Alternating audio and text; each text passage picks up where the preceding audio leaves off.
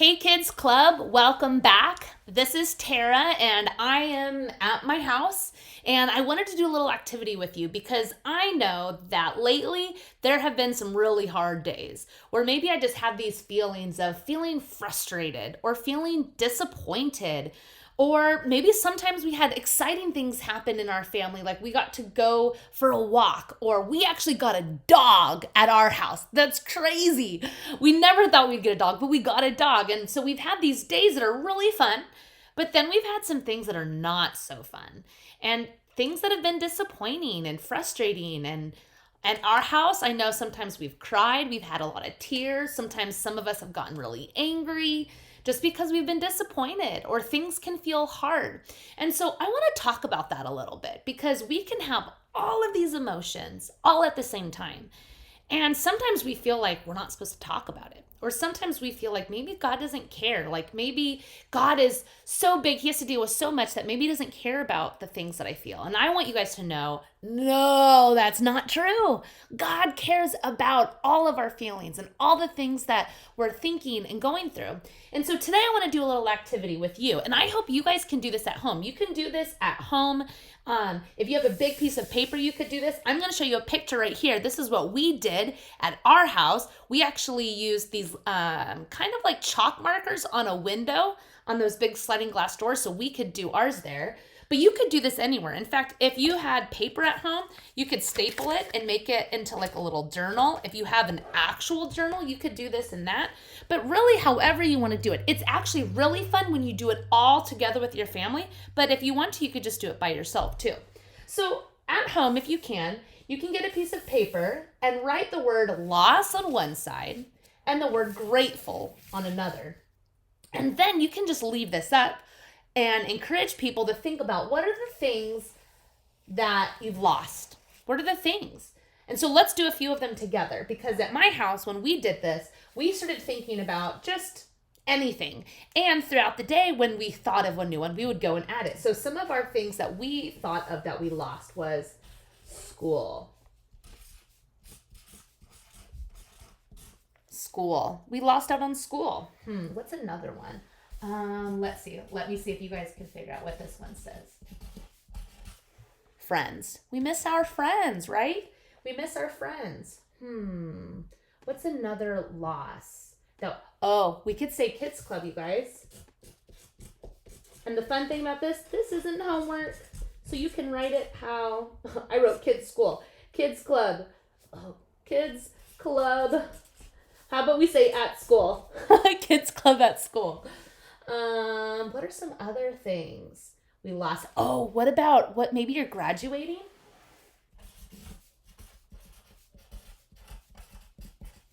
Maybe if for some of you we're going to be graduating, you were going to have a big ceremony, maybe that would feel like a loss for you, especially if you were so excited to get to have a big party, that could feel like a loss.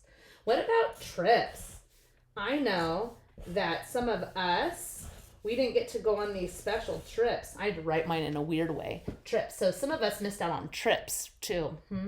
So those are a few things that maybe we felt like we lost. We didn't get to do some of those things, right? And we can feel sad. These are the things that might make us feel sad. And if you don't like writing out words, you don't remember, it's not homework. You don't have to spell it right. You can just draw pictures too. You could think of pictures or write down pictures to help you remember, right?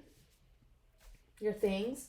So these are some things that maybe that are just hard and you're just thinking about it. Maybe you're doing your homework and you're trying to do school and that thing just pops out in your mind. You know what you could do? You could go and you could write it on here and draw it. But you know what? We can also be grateful for things. So at my house, we got a dog. So we're so excited. So on our board, we wrote dog. I'm really thankful for a dog. What else could we be grateful for? I know one thing that has been really fun is that at our house, we've had more family walks because we're at home more together. That could be another fun one that you guys get to do. What else can you do? What else could we be thankful for or grateful for? I know that in this time, some of you might be really grateful for your teachers. Maybe you're realizing, maybe your teachers are doing things on Zoom. I know my kids are doing that on Zoom, and I get to do that with my friends, or with our church, we get to do that. So you might have things that you're grateful for. Maybe you're realizing, wow, I'm so grateful for my family, my house, my yard that I get to play in, or maybe you have a street you get to walk down. So all of these things, whenever you're going throughout the day, you could write these down. Draw a picture to remember the losses, the things that are hard, or remember the things that you're grateful for, the things that you just pop up in your mind and you go, oh yeah, I forgot about that. And remember, you can stick this up anywhere in your house as long as you get permission of where you can put it, and do it together as a family. Now, I wanted to share a verse with you because I was thinking about this, that when we think about all of these things, sometimes we forget that we can't just be grateful sometimes all on our own. Sometimes we're just in a bad mood. Sometimes we just have a bad attitude. Sometimes we're just overwhelmed with this. But I wanted to read you something that Paul said in the Bible. And he wrote letters to all the churches all the time. And he went through a lot of hard stuff.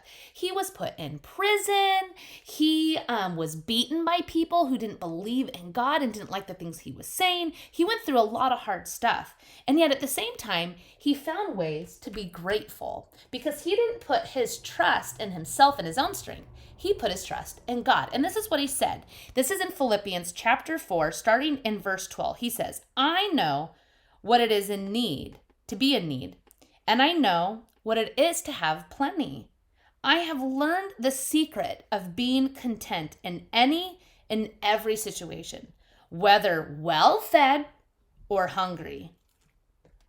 Maybe well fed or hungry, right? Whether living in plenty or want, because I know I can do everything through him who gives me strength. I know I can do everything through him. Through who?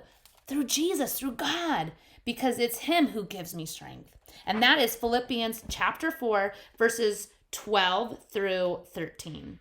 Now, I think that's really, really encouraging for us because we may see some of these things and feel like, oh, I just want to be grateful all the time. And I wish sometimes I didn't focus on this stuff.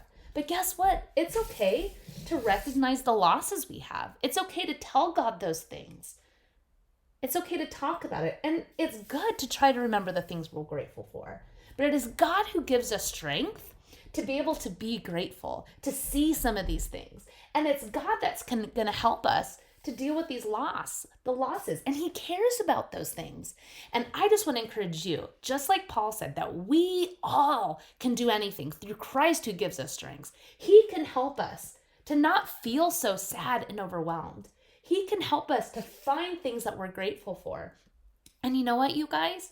He can help us to name the things that are making us sad. So if we're feeling overwhelmed and we find ourselves just getting angry or shouting or crying, and maybe it's hard for us to even know why we're feeling sad, let's talk to God to help us to name these things so that maybe we can talk about it with our families. Maybe we can talk about it with God, and he can help us to not feel so sad or overwhelmed.